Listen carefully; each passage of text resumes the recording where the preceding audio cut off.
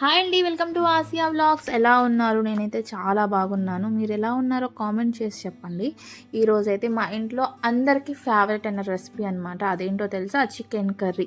మా అత్తయ్య గారి అమ్మగారి రెసిపీ అనమాట. చాలా ఈజీగా ఉంటుంది, చాలా డెలీషియస్గా ఉంటుంది. ఇక్కడైతే ఫస్ట్ మనము చికెన్ తీసుకున్నాము. చికెన్ తీసుకొని కొంచెం ఎక్స్ట్రా పార్ట్ మనకి వేస్టేజ్ ఉంటుంది కదా, అది కొంచెం క్లీన్ చేసుకోవాలి. క్లీన్ చేసుకొని ఒకసారి వాష్ చేసుకొని అయితే పెట్టుకోవాలి. ఒకసారి వాష్ చేసుకున్న తర్వాత ఇక్కడ మా అత్తయ్య పసుపు ఇంకా కల్లుప్పు అయితే వేస్తున్నారు. ఎందుకు అని అంటే మనము ఇవి రెండు వేసుకొని మంచిగా కలుపుకొని వాష్ చేసుకుంటే చికెన్ చాలా మెత్తగా కుక్ అవుతుందంట, తొందరగా కూడా కుక్ అవుతుందని చెప్పారు. సో ఇక్కడ మా అత్తయ్య ఒక 4 times అయితే బాగా మంచిగా వాష్ చేసుకున్నారు. మంచిగా వాష్ చేసుకుంటే మనకి నీసు వాసన లేకుండా ఉంటుంది, లేకపోతే మనకి స్మెల్ అయితే వస్తూ ఉంటుంది. తర్వాత మా అత్తయ్య ఇక్కడ ఏంటంటే ఆనియన్స్ కొంచెం ఎక్కువ వేస్తున్నారు. చాలామంది చికెన్ కర్రీలో ఆనియన్స్ తీసుకోరు, తక్కువ తీసుకుంటారు. కానీ మేము కర్రీ కోసం అయితే మనము ఒక 5 ఆనియన్స్ అయితే సన్నగా అయితే కట్ చేసుకున్నారు. మీలో ఎంతమందికి ఇలా కట్ చేస్తారు అనేది కూడా కామెంట్ చేయండి. ఇక్కడ చూడండి, వాష్ చేసుకున్న చికెన్లో మనము ఉల్లిపాయలు అయితే వేస్తున్నాను. నేను ముందే చెప్పాను కదా, గ్రేవీ ఎక్కువగా కావాలంటే కొంచెం ఎక్కువ ఉల్లిపాయలు వేసుకోవచ్చు, ఆప్షనల్. మీరు తక్కువ కావాలన్నా కూడా తక్కువ వేసుకోవచ్చు. ఇక్కడ కొంచెం అయితే కల్లుప్పు అయితే వేసుకుంటున్నారు. అలానే 1 స్పూన్ పసుపు అయితే వేసుకుంటున్నారండి. అలానే ఒక 2 దాల్చిన చెక్క, అలానే స్టార్ ఫ్లేవర్ ఉండేది కదా అది, బిర్యానీ ఆకు, 2 యాలక్కాయలు, ఒక 4-5 నుంచి లవంగాలు మొత్తం వేసేసుకొని చికెన్లో మొత్తాన్ని మంచిగా కలుపుకోవాలండి. ఈ రెసిపీ చాలా ఈజీగా ఉంటుంది, చాలా సింపుల్గా కూడా అయిపోతుంది. ఒకసారి ట్రై చేసి చూడండి. ఇన్ని రోజులు ఎందుకు ట్రై చేయలేదు అని అనుకుంటూ ఉంటారు, అంతా బాగుంటుంది.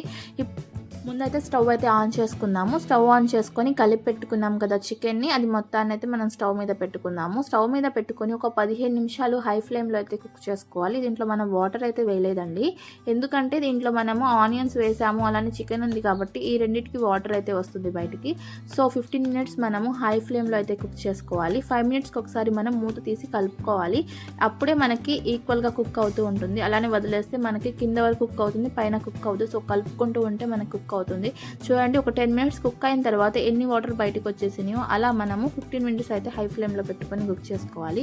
మీలో ఎంతమందికి చికెన్ కర్రీ ఇష్టమో కామెంట్ చేయండి. ఈ రెసిపీ తెలుసో లేదో అనేది కూడా కామెంట్ చేయండి. ఇది మా అత్తయ్య గారి అమ్మగారి రెసిపీ అనమాట. చాలా యూనిక్గా ఉంటుంది. నేను స్టార్టింగ్లో అయితే చాలా డిఫరెంట్గా అనిపించింది. సో టేస్ట్ చేసినప్పుడు అయితే నా ఫేవరెట్ అయిపోయిందండి. మా ఇంట్లో అందరూ చాలా ఇష్టంగా తింటారు. ఇప్పుడు మనము 15 minutes కుక్ అయిన తర్వాత ఆయిల్ అయితే వేసుకుంటున్నాము. ఇక్కడ మంచి నూనె అయితే వేసుకుంటున్నామండి. ఈ చికెన్ కర్రీలో ఏంటంటే ఆయిల్ కొంచెం ఎక్కువే పడుతుంది, లేకపోతే మనకి నీసు వాసన వస్తుందన్నమాట. సో కొంచెం ఆయిల్ ఎక్కువే వేసుకుంటున్నాము, ఎందుకంటే మా ఇంట్లో కొంచెం ఎక్కువ మెంబర్స్ ఉంటారు. సో మేము కర్రీ ఎక్కువ కావాలి కాబట్టి కొంచెం ఆయిల్ వేసుకుంటున్నాము. మీరు తక్కువైనా వేసుకోవచ్చు, అది మీ ఆప్షనల్. సో మాకు కర్రీ ఎక్కువ కావాలి కాబట్టి కొంచెం ఆయిల్ అయితే వేసుకొని మనము ఇప్పుడు 1.5 స్పూన్ అల్లం వెల్లుల్లి పేస్ట్ అయితే వేసుకున్నాను. నేను ఎప్పుడు చెప్తూ ఉంటాను, ఎప్పుడు నాన్ వెజ్ కర్రీ చేసినప్పుడు మనం ఫ్రెష్ అల్లం వెల్లుల్లి పేస్ట్ అయితే వేసుకోవాలి, అప్పుడే టేస్ట్ బాగుంటుంది, ఆ ఫ్లేవర్ బాగుంటుందండి. సో ఆయిల్ అయితే మంచిగా పచ్చి వాసన పోయే వరకు మనం ఫ్రై చేసుకోవాలి. మొత్తాన్ని ఒకసారి కలుపుకోవాలండి. కలుపుకొని ఆయిల్లో అన్నిటికీ మంచిగా ఫ్రై అవ్వాలి. చికెన్కి కానీ మొత్తానికి అల్లం వెల్లుల్లి పేస్ట్ పట్టే వరకు మనం మంచిగా ఫ్రై చేసుకోవాలి. కలుపుకున్న తర్వాత ఇప్పుడు మనము మూత పెట్టుకొని మరో 5 నిమిషాలు మనం కుక్ చేసుకోవాలి. మనం ఎంత పేషెన్స్గా కుక్ చేసుకుంటే అంత టేస్టీగా ఉంటుంది. సో చూడండి, అల్లం వెల్లుల్లి పేస్ట్ అయితే మంచిగా కుక్ అయిపోయింది. మధ్యలో ఒకసారి అయితే మనము కలుపుకుందాము. మీలో ఎంతమందికి, కొంతమందికి చికెన్ బోన్ ఇష్టము, కొంతమందికి చికెన్ సాఫ్ట్గా ఉంటుంది కదా అది ఇష్టము, బోన్లెస్ ఇష్టము, కొంతమందికి లివర్ ఇష్టము. నాకైతే లివర్ అంటే చాలా ఇష్టము. ఇప్పుడు ఫ్రై అయిన తర్వాత కొంచెం కారం అయితే వేసుకుంటున్నాము. నాన్ వెజ్ కర్రీలో ఏంటంటే కారం కొంచెం ఎక్కువగా ఉంటేనే ఆ టేస్ట్ బాగుంటుంది. సో ఇక్కడైతే 2.5 స్పూన్ కారం వేసుకుంటున్నాము. అలానే 1 స్పూన్ గరం మసాలా అయితే వేసుకుంటున్నామండి. ఇక్కడ 1 స్పూన్ వచ్చేసి చికెన్ మసాలా తీసుకుంటున్నాము. చికెన్ మసాలా అయితే వేసుకోవాలి. చికెన్ మసాలా వేసుకున్న తర్వాత మనము హోమ్ మేడ్గాని ప్రిపేర్ చేసిన 1 స్పూన్ వచ్చేసి మనము ధనియాల పౌడర్ అయితే వేసుకుంటున్నాము. ధనియాల పౌడర్ అనేది హోమ్ మేడ్గానే ప్రిపేర్ చేసాము. బయట ప్యాకెట్స్ కొంటూ ఉంటే ఆ ఫ్లేవర్ అస్సలు రావట్లేదు. సో ఇంట్లోనే చేసుకున్నాము. అది ఇంట్లో చేయడం వల్ల మనకి బెనిఫిట్ ఏంటంటే ఫ్లేవర్ బాగుంటుంది, టేస్ట్ కూడా బాగుంటుంది. మొత్తాన్ని మంచిగా అయితే కలుపుకోవాలి. ధనియాల పౌడర్ వీడియో అనేది లాస్ట్లో ఉంటుంది, లాస్ట్ వరకు చూడండి. ఇప్పుడు మనము గ్రేవీ కొంచెం ఎక్కువగా కావాలి, టేస్టీగా కావాలంటే దీంట్లో వచ్చేసి మెయిన్ పెరుగు అండి. ఎగ్జాంపుల్ ఏంటంటే స్టార్ ఐటమే పెరుగు. సో ఎంత ఎక్కువ పెరుగు వేసుకుంటే అంత టేస్టీగా ఉంటుంది. మా ఇంట్లో అసలు పిల్లలు పెరుగు తినరు, నేను పెరుగు తినను. సో మా అత్తయ్య అయితే ఇలా పెరుగు కర్రీస్లో వేసేస్తూ ఉంటారు. సో ఎంత పెరుగు వేస్తే మనకి అంత టేస్టీగా ఉంటుంది, చాలా బాగుంటుందండి. మనకి కర్రీ ఎక్కువగా కావాలి, గ్రేవీ ఎక్కువగా కావాలి అన్నప్పుడు కొంచెం ఎక్కువగానే వేసుకోవచ్చు. లేదు మనకి గ్రేవీ తక్కువగా ఉన్నా పర్లేదు అంటే కొంచెం తక్కువ వేసుకున్నా పర్లేదు. మాకు గ్రేవీ ఎక్కువ కావాలి అందుకోసమే పెరుగు కొంచెం ఎక్కువ వేస్తున్నాము. పెరుగు వేసేటప్పుడు ఏంటంటే ఒకసారి కలుపుకుంటూ వేస్తే అప్పుడు మనకి ఉండలుండలుగా లేకుండా ఉంటుంది. సో కొంచెం కలుపుకొని వేసుకోవాలి. అలానే వేసుకున్న తర్వాత కలుపుకున్న తర్వాత మనము ఇక్కడ వాష్ చేసుకొని పెట్టుకున్న కొత్తిమీర అయితే వేసుకుంటున్నామండి. ఇప్పుడు ఈ కొత్తిమీర ఫ్లేవర్ కూడా చాలా బాగుంటుంది. స్టార్టింగ్లో వేయడం కానీ ఇలా కొంచెం కర్రీ అయినప్పుడు వేస్తేనే మనకు ఆ టేస్ట్ బాగుంటుంది. ఇప్పుడు వేసుకొని మీడియం ఫ్లేమ్లో పెట్టుకొని మనం మూత పెట్టుకొని మరో 10 నిమిషాలు అయితే కుక్ చేసుకోవాలి. నాన్ వెజ్ కర్రీ ఎంత పేషెన్స్గా కుక్ చేస్తే అంత డెలీషియస్గా ఉంటుంది. చూడండి ఆయిల్ కూడా వచ్చేసింది బయటికి. ఇప్పుడు మనం ఏం చేయాలంటే వాష్ చేసుకున్న పెట్టుకున్న పచ్చిమిరపకాయలు అయితే వేసుకుంటున్నాము. ఇప్పుడు వేయడం వల్ల ఏంటంటే మనకి ఆ స్పైసీనెస్ కొంచెం చికెన్లో వెళ్ళి టేస్ట్ బాగుంటుంది. ఈ పచ్చిమిరపకాయలు కూడా డైరెక్ట్ కూడా తినొచ్చు, చాలా బాగుంటుంది.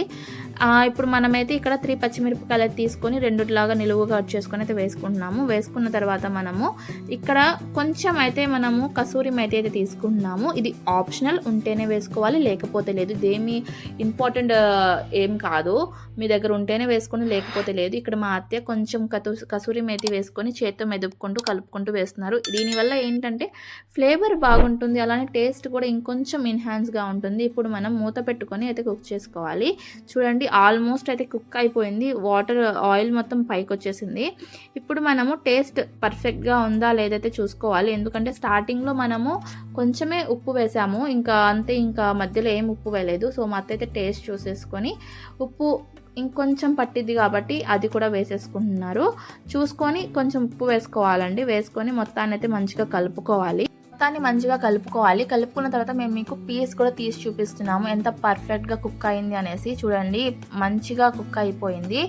ఇప్పుడు వరకు మీరు గమనించారో లేదు, దీంట్లో వాటర్ అయితే వేయలేదు. ఎందుకంటే మనము ఆల్మోస్ట్ వాటర్ వేయకుండానే చూడండి ఎంత పర్ఫెక్ట్గా కుక్ అయిందో. ఆప్షనల్, వాటర్ వేసుకుంటే వేసుకోవచ్చు లేకపోతే లేదు. గ్రేవీ ఎక్కువగా కావాలి అంటే వాటర్ వేసుకోవచ్చు లేకపోతే లేదు. మేమైతే కొంచెం గ్రేవీ ఎక్కువ కావాలి కాబట్టి మేము వాటర్ అయితే వేసుకుంటున్నామండి.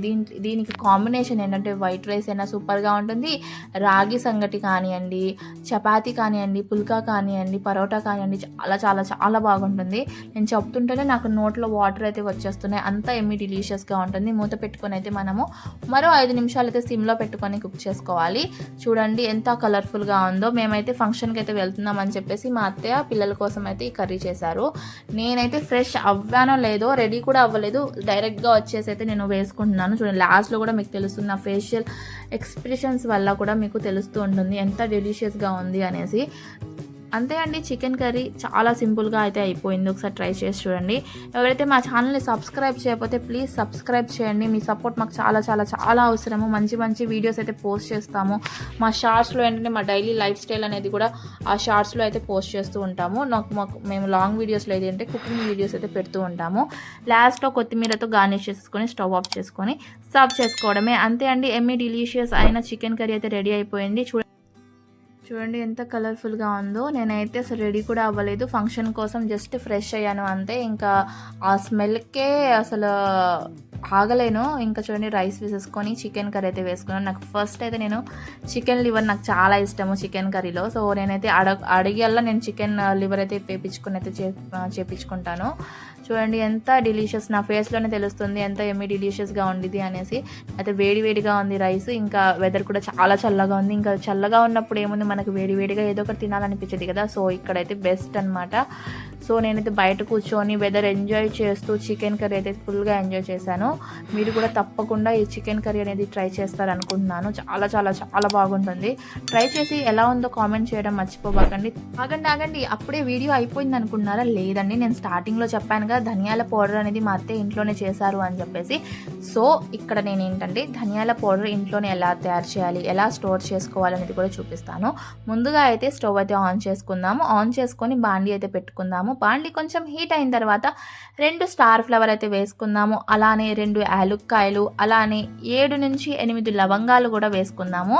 వేసుకున్న తర్వాత ఒక 2 దాల్చిన చెక్క పీసెస్ అయితే వేసుకొని ఫ్రై అయితే చేసుకుందాము. ఇది అంటే ఏంటంటే మనము హై ఫ్లేమ్లో అయితే కుక్ చేయకూడదు. హై ఫ్లేమ్లో చేయడం వల్ల టేస్ట్ పోతుంది. ఇప్పుడు మనము మన మెజర్మెంట్ ఏమీ లేదు, మనకు ఎంత క్వాంటిటీ కావాలి అనేసి అయితే మనం చూసుకొని ధనియాలు అయితే వేసుకొని సిమ్లో పెట్టుకొని కలుపుకుంటూ మనం ఫ్రై చేసుకోవాలి. ముందే చెప్తాను, హై ఫ్లేమ్లో అస్సలు కుక్ చేయకూడదు, మాడిపోయి ఆ ఫ్లేవర్ మొత్తం పోతుంది. సో కొంచెం స్మెల్ అంతా బయటకు వచ్చే వరకు మంచిగా ఫ్రై చేసుకున్న తర్వాత ఒక ప్లేట్లో అయితే ట్రాన్స్ఫర్ చేసుకొని ఒక 5 నిమిషాలు చల్లారనిచ్చుకోవాలి. కొంచెం కూల్ అయిన తర్వాత మిక్సీ జార్లో ట్రాన్స్ఫర్ చేసుకొని మనము ఫైన్ పౌడర్ లాగా అయితే చేసుకోవాలి. ఫైన్ పౌడర్ లాగా చేసుకొని ఒక ప్లేట్లో ట్రాన్స్ఫర్ చేసుకొని కొంచెం చల్లారిచ్చుకున్న తర్వాత మనము ఒక జార్లో కానివ్వండి, ప్లాస్టిక్ బాక్స్లో కానీ పెట్టుకొని స్టోర్ చేసుకోవడమే. ఇలా ఫ్రెష్గా చేసుకోవడం వల్ల కర్రీస్లో వేసినా కూడా ఆ ఫ్లేవర్ మనకి మంచిగా తెలుస్తూ ఉంటుంది. సో అంతే అండి, ధనియాల పౌడర్ అయితే రెడీ అయిపోయింది. Thanks for watching Asia vlogs.